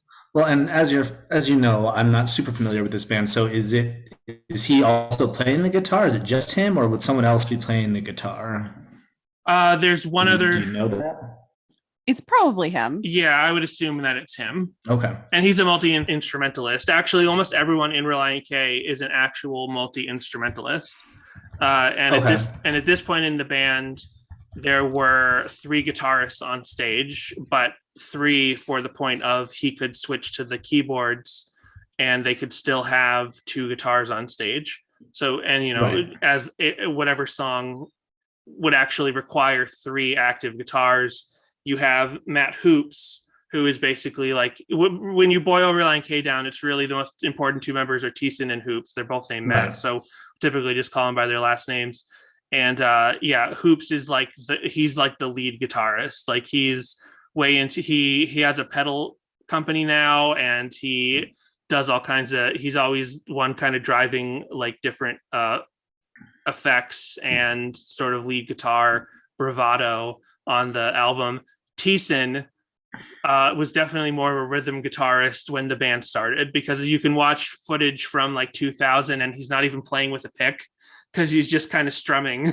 He's just kind of strumming with his thumb to whatever's going on. And it seems like, you know, he got better as time went on, but he was really playing the minimal amount at the beginning of the history of the band. So Hoops is really the lead guitar. Said all that to say, it's either Hoops or Thiessen playing guitar, but I would imagine it's just Thiessen. Okay. Yeah. Gotcha.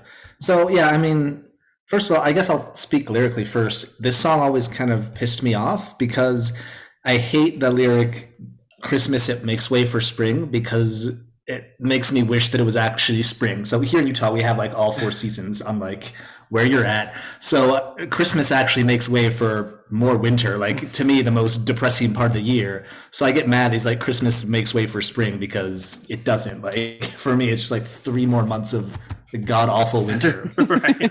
So that's like the first thought I always have when I listen to this, is like, I get mad that he says that, because that's not true. Mm-hmm. But musically, I think it's a really interesting song. I was actually playing around with it on the guitar last night and today, and there's not a lot of chords like at the verses. Okay. If I'm to believe everything I've found online, it's just a G and then a C2 chord, which is not a chord that I hear too often. But like it just kind of repeats that throughout the verse. But the chorus, I think, has like a really cool chord progression, going from like it starts with a C again, but then you go to like an E minor 7 and then an A suspended and then an A major, I believe, which I think makes for like a really interesting chord progression as you're kind of moving through the lyrics as well. But he doesn't necessarily hit all those chords. It's a lot of, I believe, like finger picking or single note picking rather than the chords. So it's possible that whoever went through and kind of figured out these chords just kind of listened to the notes that kind of hit the melody and figured out the chords, which is fine. But I think it's a really interesting song at the chorus from like a chord progression standpoint. I'm like a sucker for an interesting chord progression, and I think this song kind of fits the bill on that, at least to me. Okay. One theory I have about this song is that I think it might be strongly influenced musically by Pedro the Lion. I don't know if you've listened to them at all, or him, or it depends. Not much, no. Okay. So I know, well, I don't know this actually, but there's another song that is probably the closest thing to a solo acoustic guitar elsewhere in Relient K's discography, and it's the song Jefferson Airplane. And it's also sort of melodically a little different from a typical Relient K song. And it was always my belief that we know for a fact that he's influenced by David Bazan, and he's like super influential in both like emo music and indie music, and then he's got ties to Christianity, although it's like he's like one of the cool guys that like is not like super strictly Christian, and I don't think he is at all anymore. So he can kind of like easily float between all those worlds and all those influences. So when I hear this song, I definitely hear a lot of like this early Pedro the Lion sound, which I believe was always kind of like very simple chords with interesting structures and interesting chord progressions. And like a lot of times in a lot of his early music that was on Tooth and Nail before he got on kind of more like respectable labels later on, like not that Tooth and Nail isn't respectable, but people still see it as the Christian punk label. Sure, yeah. He always played chords kind of like short, like real kind of like, I don't know if that's the technical term, but just like the strumming pattern was very quick and kind of short, but still kind of rang out in a very unique way. So I think that this is inspired by Pedro the Lion. Okay. And that other song, Jefferson Airplane, I really think is inspired by Pedro the Lion. And then I have like firsthand information that the Jefferson Airplane song was originally a Matt Thiessen and the Earthquakes project song, which was his like solo project that he had forever, and he didn't actually put on an album until 2017, but he always kind of had this other section of songs that were intended for this other project that wasn't Relient K, that never like surfaced for decades. So that's kind of my theory, is that maybe Boxing Day was kind of intended, or could have been written at least with the idea that this is for his other more solo project. So that might explain how it's kind of different, maybe melodically, from other Relient K songs.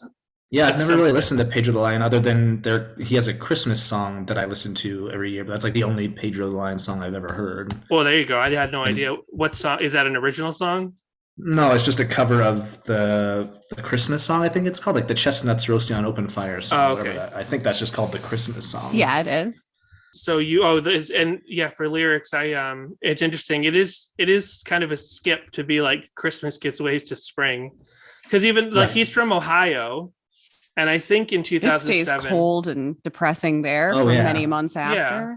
And I think in 2007... Like 10 months out of the year, it's depressing and cold in Ohio. So. Right. Well, I mean, 12 months out of the year, it's depressing in Ohio, but... Right, yeah. I'm just thinking, like, I don't think anywhere that has 4 seasons, and I'm also thinking that I don't think he's majorly lived anywhere that doesn't have 4 seasons, because his 2 main hometowns, as far as like is kind of known publicly, is Nashville and Ohio. So those are both 4-season towns. Like, it gets very cold in Tennessee. Right. It's not like it's not like Florida or something. It gets cold there. So I don't know why. I guess it's just like extra hopeful lyric. Snow in Tennessee. Yeah, maybe. But I guess it's just an extra hopeful lyric to say Christmas gives way to spring. Yeah, maybe. I mean, it's definitely like, it's kind of weird because it definitely has a melancholy feel to it, but I believe it's still in a major key, which is interesting that it can still feel so sad, because typically like a major key is like more of a uplifting or happy type feel. But the lyrics, I think, like you said, kind of point towards hope. Like, obviously it talks about being, depressed or sad that Christmas is over, but it kind of just doubles down on this, be glad because it was a good year. We're going to have another. Let's just think about the good times we had. And then just the second verse getting into, the hearts of men are bitter and weathered. But for one day, we all came together, and so we should just feel great about that, I suppose. Right. Just a pretty classic Relient K sort of staple feeling, is giving you a little melancholy, but definitely mixing some hope in there. Yeah, across their whole discography, as we've gotten into different songs, we found that like even the most depressing, to coin a phrase, emo song still has like a hope. It still has like a hope thing in it. Like there's no like though he writes a lot of songs. This is what we figured out is the main theme of Relient K overall is basically like screwing up, and like in two ways, like it personally, like with God, but you know, which is most Christian punk, the main theme is, and this is not really the case for Relient K that much, but most Christian punk overall, like bands on Tooth and Nail and stuff, one of the main themes is like, God, why do you love me? I'm such a fuck up. I'm so sinful, right? That's this common more theme. Punk than sinning? Right. What is more punk than sinning? But that's like the majority of Christian punk from like the 90s up to a point, and where I lost track of like new Christian punk. But that's a very common thread for like Christian skate punk and ska bands and stuff. But Relient K took that very similar sentiment, but like kind of put it in a slightly more actionable, hopeful framework of like, I have relationships with friends and family and girls. Like every song every song we can kind of figure out who he's talking about. If he's talking about friends or relationship or romantic relationship, and he's like, I messed it up somewhere, like I totally screwed it up. And sometimes the idea of God's not happy with me because I messed this up, that's not always in there. But then the point is always like hope of fixing it. So that is like a really common thing with Relient K, to get the most a depressing concept, but then still be like, the point of this is where it's going to end, or the point of this is I can work to get out of this. So that kind of makes sense that in a Boxing Day song where he's singing about Christmas is over and this sucks, he's still looking forward to new good things, as opposed to just being like, where do I go from here? But with that whole, like the whole kind of theory that you just posited, if you put it over this, like over the framework of Boxing Day, is he saying that it's like society as a whole that's screwed up? Because obviously the second verse he's just kind of saying, look, we're bitter, we're weathered, but it was this one day when we proved we can do better than this, and we showed the world that we all know how to love. And I think maybe the hope is that we can get to a point where that's something that's more common than just on Christmas. I personally wouldn't believe that necessarily Christmas even does that for the world as a whole. But to me, if you look at it as like, oh, it's about screwing up, I would say, well, it's about society screwing up, but we have this one day. Right. I mean, that makes a lot of sense to me. I think that might be a very apt description. Like this might be a macro. We call it Bad Friend Thiessen.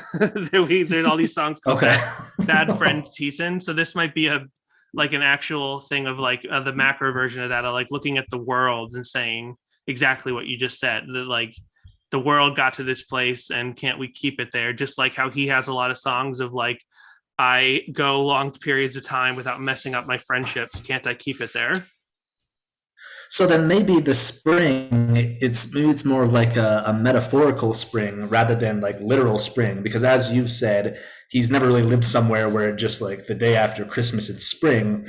But if we take like the second verse and say, okay, look guys, we're bitter, we're weathered, we prove though that we can all come together, we can all love each other, and yeah, it's over, there's no more lights, there's no more singing, but it makes way for spring. And maybe it's like the birth of a new, better society where we're not such assholes to each other all the time. Yeah, I think so. I think that might be the idea. Yeah. And it could also come from that, like the whole story of like, what is it, World War II or I or something, where it's like all the soldiers stopped fighting for Christmas and they all got along just that one day. Right. Yes, of course. Yeah. Makes sense. It's again, I'm sure we covered all of this. Okay, so now I'm not as upset about the lyrics. now that the spring is like a metaphor to me. Right. Yeah, I think the spring's got to be a metaphor because they never lived in California. They were not a California. Well, I mean, they technically did live here, like when they were working on a certain record or two that was like recorded here. But they lived in like a hotel, though. Yeah, it's like the way any band or artist or talent of any kind might technically live in California for like 2 months or something. But he grew up he grew up in Ohio and has spent most of his adult life in Tennessee. So that can't be the case. It can't be that he literally thinks that. So I would hope not. Yeah. So I feel like we've covered the Relient K song pretty well. So tell us about the Blink song, because I'm mostly familiar with this. Like, I certainly have listened to Dogs Eating Dogs, once in a while. It's probably the least listened to Blink release I've other than Buddha, I guess. It's probably like the second least listened to thing I've ever listened to. I've done like every 5 or 6 years, I'm like, I'm going to listen to Buddha from beginning to end just to make myself suffer, just to know I've done it. But no, okay, see that, all right. Okay, so Buddha and Boxing Day are both like two of, in my opinion, their best releases. Like, there are ones that are better. And you like Buddha? You think it's better? I think Buddha is great. Yeah, okay. I think Buddha is better than Cheshire Cat, and and better than like any of the stuff with Skiba. So yeah, I think that Buddha is phenomenal. So the fact that you're saying you've listened to it to suffer, that's what I think about Cheshire Cat. Like, every few years, I'm like, yeah, I suppose I should listen to this because it's supposedly my favorite band. So let me suffer through this god awful album again. But yeah, I think Buddha is great. I just want to put that out there if you're going to insult it. So I mean, isn't this one of your modus operandi? I hear this on your show, Zeitgeist Lab Pod, which everyone should go listen to. But I hear this on that, and then you've talked about how Collapsible Lung is like your favorite Relient K record. And I don't know. I can't remember. I don't know the names of Kanye West releases, but I remember when you guys did an episode about Kanye West. 808s and Heartbreaks is my favorite one. Yeah, but I don't know Kanye well enough to know that like, yeah, that's a hot take or a bad take. It's just an album I like. I don't know. Like, I haven't listened to most of his albums. But it just seems like, that's 3 cases right there of you preferring the like lesser regarded album. Like, you would think it's on purpose, but in the case of the Kanye West one, you just said like you had no idea when you decided that was your favorite. And then Neighborhoods, is one of your favorites as well. Like, let's put aside Buddha. Like, everyone could be like, okay, Buddha is like their teenage album, so whatever. But like, I know like Neighborhoods is the least loved Blink-182 album overall, but like the world at large. But I know that's one of your favorites, which I don't disagree with, because there was a point where actually Neighborhoods was my favorite as well once I really dug into it.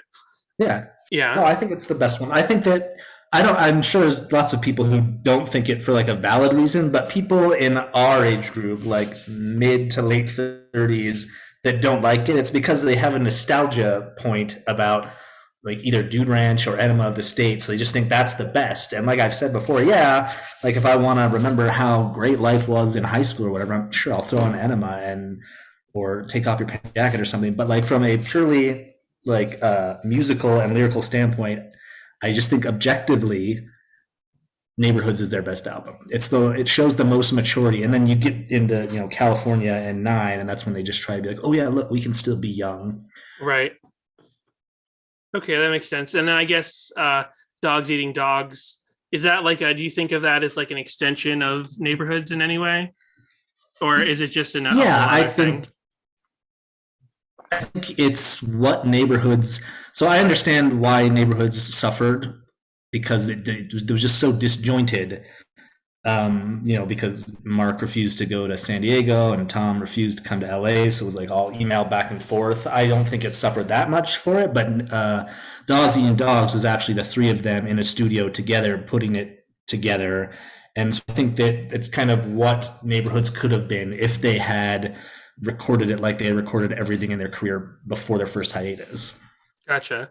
So So Jessica had never even seen the cover of Dogs Eating Dogs, and we were in the car running errands today, and I was like, well, you got to hear the Blink song at least a little bit, so you're just kind of familiar with it. And she's like, what is this cover? This is upsetting. It's not a great cover. Yeah. It was kind of I was just like, this looks like a teenage band did this. That's not signed to any sort of a label. It does have a very Bandcamp style. I was like, somebody had a friend who's a tattoo artist and said, "Hey, can you do our album cover?" Oh, they and definitely said, did. Yeah. That's literally what it is. Like Well, it's there you I think it's go. one of the guys that does Travis's tattoos. I think did the cover. There you go. And then we played the song, and Jessica was really not impressed with the Boxing Day song. She was like, "That doesn't surprise me." Yeah, it was her first time ever hearing. No one is. I have not found anyone who is impressed with it. I'm the only person, as far as I know. I might be the only fan of this song. So, what is it about this song, the Blink-182 Boxing Day song, that you like so much? So I've been thinking about this, and I've now determined, like, I just want to say that, like, definitively, it is one of my 5 favorite Blink-182 songs, but I no longer know if that comes from a place of sincerity or just, like, doubling down on the fact that I troll people. Like, I can't remember if I ever genuinely thought this or not, but I think I've just convinced myself that it's an amazing song. But I think it is a good song. Like, I don't think it deserves being like shit on or anything. I think it's rare to get like the vocal interplay between Mark and Tom. Not there's like a lot of interplay, but they both have like a lead vocal part on this, which I really enjoy. Right. I often describe Mark. He has a register that he sings in sometimes, where I say that his voice sounds like butter, which is that's like how I feel he sings this song, and it. I think it has like a cool rhythmic part. You don't hear like a lot of acoustic songs from Blink like this. You've got a few that are like just Tom and the guitar. Just trying to think of that bonus track from Take Off Your Pants and Jacket, the one with like the clarinet. But like just like any sort of acoustic song from Blink is rare. So I think like just the fact that it's unique, and technically I view it as like a holiday song. Like I listen to it during the holidays. But I just think it's just there's something about it that I can't pinpoint, but I've always really appreciated this song. I think it's the best one on the EP. So I don't know. I wish I had a better answer for you, but like I honestly don't know now if that's ever genuinely what I thought, or if I've just become like if I've really just embodied this character of being like, oh yeah, he's the contrarian. He likes to piss people off with his opinions. Right. So I don't know. So, well, one question I have for you in regards to that then is, and I just connected something before I asked the question, is that I find it interesting that this is like a co-lead, one of the rare Blink co-lead songs where both Tom and Mark have a part to sing. Right. Because to me, this is a very Tom mid 2010 song, especially when you listen to the To the Stars EP. Okay. Those like tracks that, so my question was going to be what you think of if you ever listen to the To the Stars, Odds and Ends, Tom DeLonge solo EP, because to me, this Boxing Day song has a very, very similar feel to the, what's it called? Invisible Parade. I just had it up. I can look. The Invisible Parade. So this has a very like, there's a period like with Neighborhoods where Tom now like kind of totally left to his own devices, but not trying to be U2, like not saying I'm writing Angels and Airwaves. So like, what does Tom do when he's writing for himself or writing by himself what he thinks a new Blink-182 song can be, right? And it becomes this weird, like floaty, almost Modest Mouse like thing to me. But that's, so when I hear this song Boxing Day, even though it has Mark singing on it as well, I think to myself sometimes that this song Boxing Day is on his solo EP, his demo compilation, because it has the same feeling as those tracks to me. Yeah, well, I've only listened to this the To the Stars EP a couple times because it just wasn't for me. But it definitely has to me, it actually has some of that like Angels and Airwaves type vibes where he says, sad how far you ran, I'll search this land, up through the clouds, then back here, we could reignite like fireflies, like an atom bomb at all hours. That feels like it could have been lyrics from, what was their second album, My Empire, or even the first one, We Don't Have to Whisper. Just this is almost like some sort of post-apocalyptic world he envisions himself in. And there always seems to be like this idea of rejuvenation or recovery. Like we could reignite like fireflies. I just feel like, yeah, I mean, to me, it hits all of the things that I think of when I think of Angels and Airwaves, but it's done in a concise manner. It's like Blink forces Tom to be inside this box and he tries to break out as much as he can, but Mark and maybe Travis kind of reel him back in. And I think maybe that's part of what appeals to me about it, is like it has some of that like really floaty and kind of ethereal type feelings of Angels and Airwaves, which could be good, but it's not, 13 minutes long or something like that. Right. Okay. And how does this song actually give you a Christmas feeling or like a post-Christmas feeling? Like you said, you do consider it a Christmas season song. Like how Christmassy is it to you? I don't know. At this point, I can't separate it from just a song that I use to troll specific people online. I don't. I definitely listen to it after Christmas when I'm taking down all the decorations. But yeah, I definitely think like something about the day after Christmas. To me, it's a really good metaphor because, at least for me, it's almost like this feeling that you've described about Christmas music and you always feel cold and there's like some sort of wistfulness. I feel that, but specifically about the day after Christmas. Like I hate that Christmas is over because I hate the winter. I definitely think I suffer from like some sort of seasonal affective disorder, but that's kind of put aside for December because, I'm hyped up about the holiday season, especially now that I have kids. It's like a super fun time of year, but then Christmas is over. It's like, okay, well, now it's just going to be 18 degrees outside and miserable and there's nothing to look forward to. So like the idea of being empty like the day after Christmas is something that really resonates with me. Well, I think you need to focus on Martin Luther King Day. I don't know. I was just thinking. Right, yeah. I was just trying to think of what holidays happen in the middle of winter. And I guess there's Valentine's Day. Who put Valentine's Day in February? Like, especially where it's cold in cold areas. Like, what? Because we got our love to keep us warm. I guess. Oh. Yeah. That works. I guess that does work. But I just think, I was just thinking, like, who was like, we're huddled up together, like two birds of a feather would be. That could also be a Valentine's Day song, is what it should be. All right. Well, I still feel a little puzzled, but I still feel like you helped us unlock a lot about the Relient K song. What confuses you, Dan? Well, no, I don't know. It's just just like the song. It's very ethereal. The Blink song. There's something left to it that's confusing me, but I think I'm good. I think I'll get it.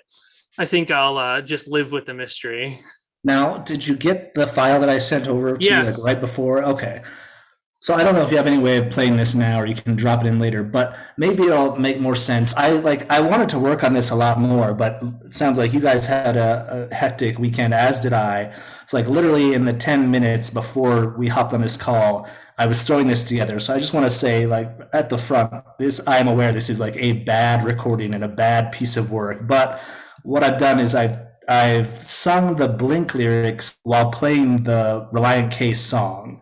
So maybe that, like, I've kind of taken their lyrics and put it to the melody of the Relient K version. Okay, yeah, that was very interesting because I really took my brain a minute. I almost would have played this without saying exactly what it was, but that was very interesting because when I first heard it, I'm like, oh, this is a cover of Alex did a cover of the Relient K song, but then when they mentioned painkillers, I'm like, there's no painkillers. And I don't know the lyrics to the Blink song well enough to know that what was happening at that exact moment. Sure. So I'm going to share the screen. Okay. So I can play this right now and it'll go into the recording. And Jessica only heard this a little bit over my phone in another room. So we can have Jessica hear it right now. Okay. I'm sorry in advance. Yeah. Here is Alex's Frankenstein cover of both versions of the song. Exactly. Let's get started. Faint and broken hearted. Got something I cannot hide. The worst painkiller. The all-in filler. Departed. Look in my eye. Empty like after Christmas. Sweat beneath your goodbye. All that's left to say is goodnight.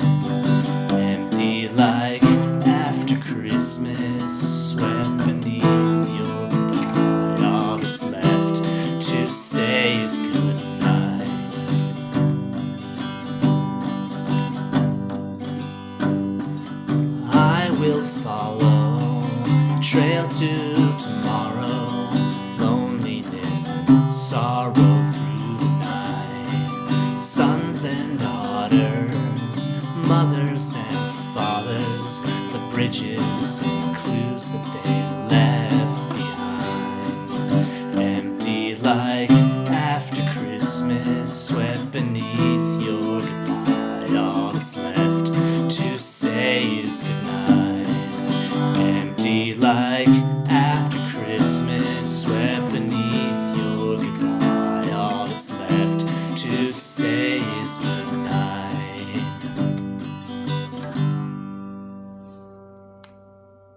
It's the best Blink-182 song I've ever heard.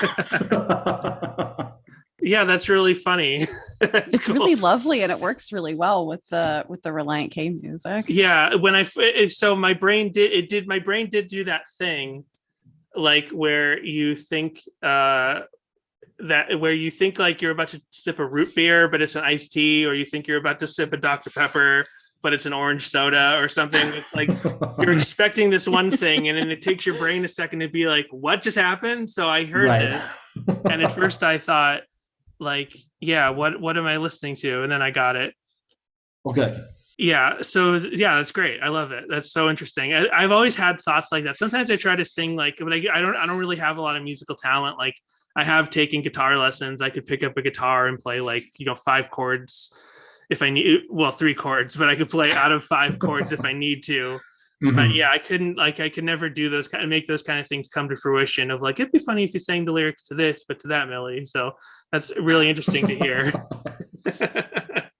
So did you have any questions for us about Relient K or anything? Is there anything, especially since your son now is learning about Jesus through Relient K music? Right, yeah. Let's see, questions about Relient K. So I knew about Relient K because one of my friends back in college was like, oh, hey, you should check this band out because they have a piano and you like Jack's Mannequin. And I was like, I listened to a couple songs. I was like, this is fine, I guess, but it's not Jack's Mannequin, so why would I keep listening to this? So I didn't know they were a Christian band until I met my wife. She grew up Christian, and so she was familiar with this band. And so then, like, we would start listening, and definitely some of the tracks I can hear, oh yeah, there's like a Christian message in this, but it's not necessarily always the case, obviously. So are they supposed to be marketed specifically just for Christians? Is that where they came from? Or was that just they're a band that happens to be Christian, maybe more Christian than others, so you can pick up on that a lot of the time? I think where it was that for their first 3 albums, they were definitively a Christian band. Okay. And maybe they had aspirations to cross over into a larger audience, like any sort of band could have that idea. But there was a period that we kind of call their youth group period. And maybe more specifically, to sort of prove this point, if people don't agree with it, is that there was a point where they referred to their being a band as a mission, which was a common thing, which was a thing that would happen with a lot of bands. Like, it wasn't enough to be a group of Christians who met in a church. I'm talking about overall for like Christian rock at large. Like, it wasn't enough or like acceptable maybe socially within like your community or whatever, whatever state or city you might have come from, to be like, well, we're a group of kids and we like this type of rock music, or we like this genre, so we're going to start a band with that, and we're all Christian and we met in church, so we're not going to swear, and maybe we're going to write a few songs about our feelings on religion and our beliefs and stuff. It wasn't enough to do that, like to kind of properly be accepted to like Christian bookstores and to maybe socially, like I said, with like the community you come from personally. You also had to be a mission, like you had to specifically be a band with the ultimate goal of us being out there on the road playing shows will get people saved. Like, people will learn about Christ from us being a band, and that makes us a mission. Gotcha. Just like any mission trip to a country where you proselytize and build churches and clean up neighborhoods and help with, poverty or whatever. That was the idea.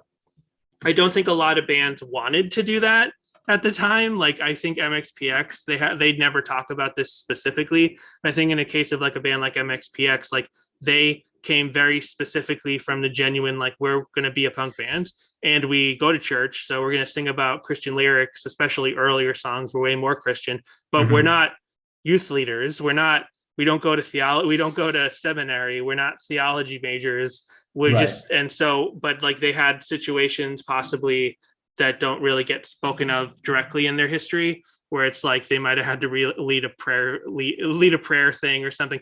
And Josiah talks about it on 155 once in a while, like bands that actually will like lead an altar call. I kind of forgot about that concept of an altar call. Like, you know, like, okay, your set is halfway through, and then you ask, like, who wants to come down here and pledge their life to the Lord? Because that specific thing didn't happen a lot, but it definitely happened in the construct of this is a church show or whatever. Like, you brought your friends to this punk show at a church.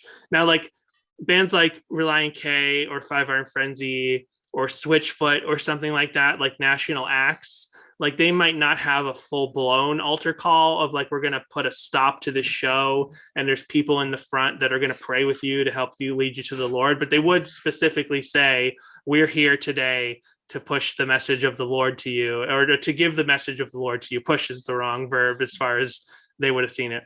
So that was the idea. And Relient K kind of came up into that scene. And that was a long explanation, but to say that by the album, I think they dropped that sort of construct or that pretense. Yeah, it seems like they dropped it completely. By the time of which was their first heavily piano-based album, so it's probably one of the albums your friend was thinking of when they recommended Relient K to you. We interviewed a member of the band who joined. So they formed in 1998. Their first album was 2000.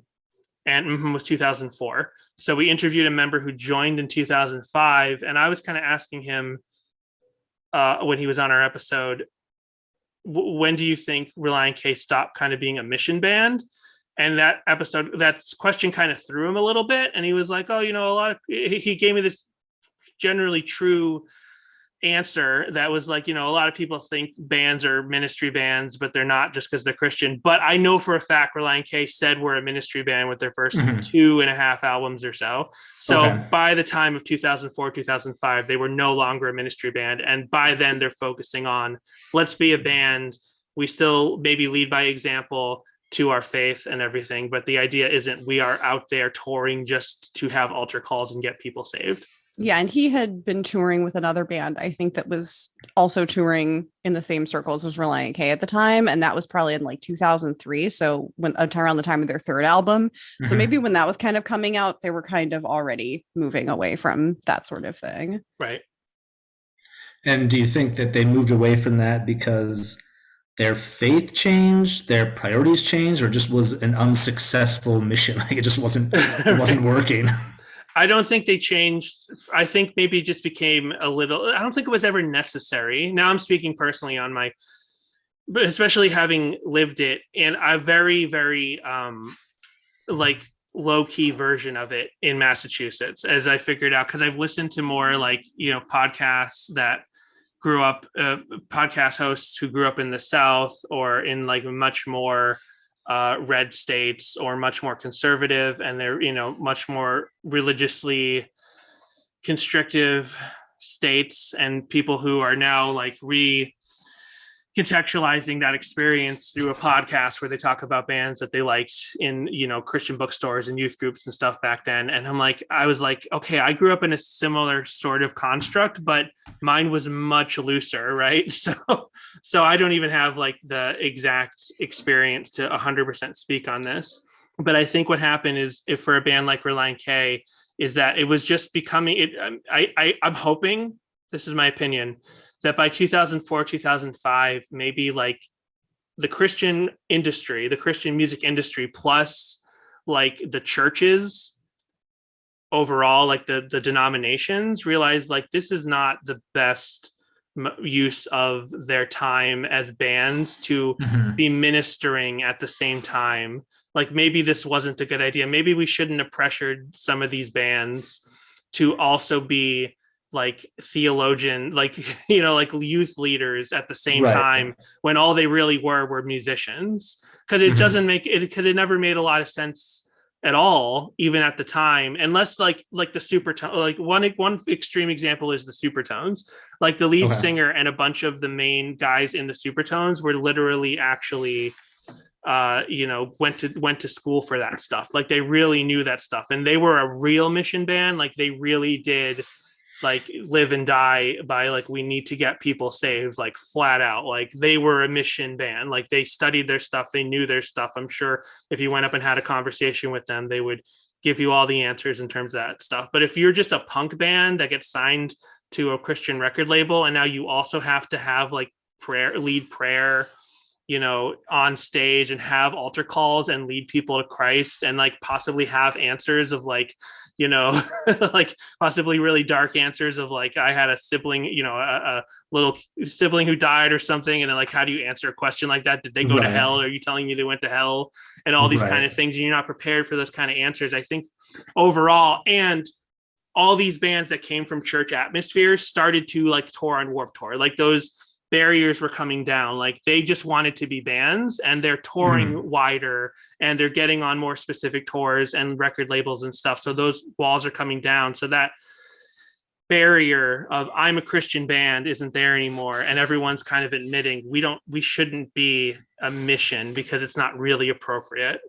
Jessica, gotcha. Yeah, I was going to say in the case of Relient K, I think it's more like, you have the band members. Thiessen was born in 1980. So like they started this band as teens, and then their first album comes out when they're like 20. And so you're still very young at that point. And so you're kind of just coming up in, if you started as sort of just like a youth group band, you're just continuing on that same trajectory. And then, you get out there and you get a little bit more, experience and worldwide. And I think that it's probably just that they generally started to move away from that direction. I don't think that there was anything, they're still spiritual in their songs. All their albums are still pretty spiritual. So I think it's just that it was like not the main focus. And yeah, by like 2005 they were touring with like Simple Plan and Good Charlotte. So you're not going to like stop everything or have a message or anything at one of those shows when you're opening for those bands. And one other important thing to know is like they actually didn't know they were signing to a major label when it happened, because it was all under the Columbia Sony umbrella, and the Christian record label they were on was a subsidiary of Sony. Sony. Capitol, but is Capitol owned by Sony? I think whatever. The Christian label they were on was under the same subsidiary as Capitol, and then Capitol Records was just like, I always get Columbia and Capitol mixed up all the time. And it doesn't help with the fact that they also had a relationship with Sony. This is sidebarring now, and Columbia Pictures and Sony are. So I think that's why it misfires my brain. Anyway, they were on a Christian record label, and like one day they found out that their contract had just been moved to Columbia Records because they were all part of EMI or their is Capitol's parent company, Universal. So like for sure there are Christian bands that we'll talk about and have talked about, like we got signed to a major, and whether they were still seeing themselves as a mission band or not. If they were seeing themselves as a mission band, they're like, well, this is the best thing possible for our mission or whatever. But then maybe some other bands were like, well, we're not a mission band anymore. Whichever. There were fans who were like, you guys sold out. Like there's that same punk elitistness of like, you're on a major label, and now it's not just like you're not true to your DIY roots. It's like, well, you're in line with Satan now, or you sold out your faith, even though that might be furthest from the truth. And I think in the Christian construct, it's probably even less fair, because if you're Green Day and you sign to a major label, it's like, yeah, that is, you did kind of, you were part of a scene, even though, whatever, with the whole like Gilman Street thing. I'm just saying, like, you signed to a major label and you were part of this famous scene that was like, we'll never, don't sell out to majors. That's the specific thing. The Bible doesn't say, if you're an artist, don't sign to the major label. You know what I mean? That doesn't, if that should mean we're getting our message out there more, but for some reason there are plenty of people who were like, you've given up on your message because you're on a major label now. And in the case of Relient K, like they didn't sign to a major label. They signed to a Christian label, and then one day their record gets reprinted with Capitol Records on it. Something like that. Okay. Yeah, if that makes any sense. And was Relient K, did they come from a specific denomination, or is it just non-denominational Christianity? I don't really know 100%. Although a year or two ago, there was this like lie that they were Mormon, and it was like a TikToker. Okay. It was like, so some TikTok lady, she's a Ramona Flowers cosplayer. She dresses like Ramona Flowers from Scott Pilgrim, and then she gives you pop punk facts on TikTok. And one day she was like, she just posted a video of her, Relient K is secretly Mormon. And everyone was like, what? But plenty of people believed it. And what we kind of figured out by digging into it and kind of asking around is, in Ohio, the communities there, and specifically where they grew up in Canton, were Quaker. They were Quaker communities around them, and even like, the less stringent Quaker churches were still like Quaker influenced churches or something along those lines, or like people who still, didn't live as Quakers went to Quaker churches in that area. Okay. And I think that they actually grew up in a Quaker church, and gotcha. Or at least they attended them in some way. They were connected because they've never made public any sort of specific religious affiliations outside of sort of general Protestant. Right. And maybe they went to a Quaker related school or something like that. Like in my experience, I had multiple denominations and churches that were non-denominational, and I bounced around as long as it was generally Protestant or something like that. So I'm guessing it's something along those lines. But like, I think that this lady on TikTok just was like, she heard they were Quaker and was like, Quaker, Mormon, Quaker, same thing, right?